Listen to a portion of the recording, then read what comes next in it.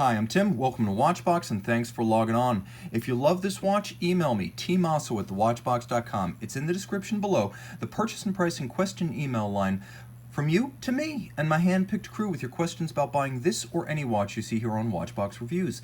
Email tmosso at thewatchbox.com. And today we're discussing a 2019 update to the 2017 Zenith Defy El Primero 21. This is the Defy El Primero 21 black carbon fiber, a forged carbon fiber case, 44 millimeters, technically identical to the prior titanium and ceramic watches. You can see it's a shapely and never duplicative set of forged carbon fibers with resin. As a result, it is very, very light.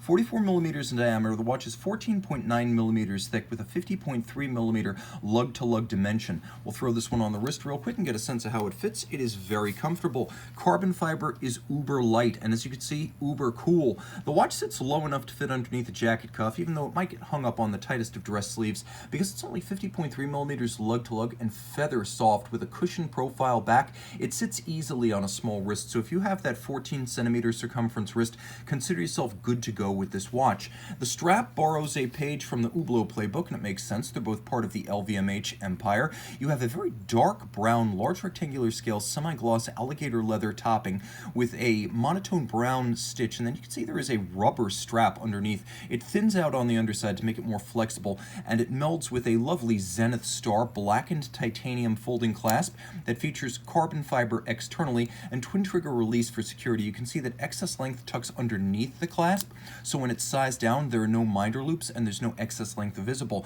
I mentioned that these cases are never duplicative, and that is absolutely true. It's the case with this case. You can see that because of the pattern of the unidirectional carbon fiber, the ridges, the weave, the compression, and the layers will never be identical watch to watch, meaning everyone is effectively a piece unique in its way.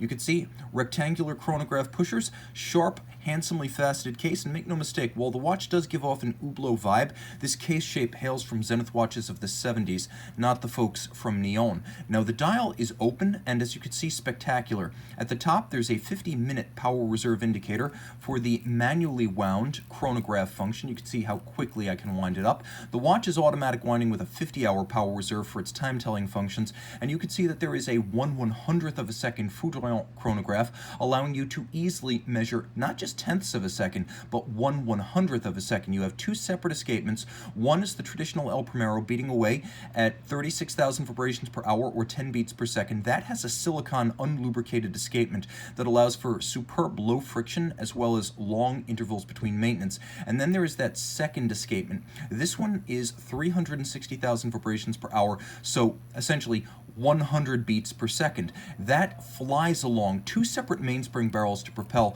It's effectively two movements in one case. Now you can see there's a 60-second sub-register for the chronograph, as well as a chronograph minutes register that you can see is just about to jump. It is a semi-instantaneous jump. Note, unlike almost every other El Primero ever made, basically every other El Primero, you can see this one has a hacking system for the time.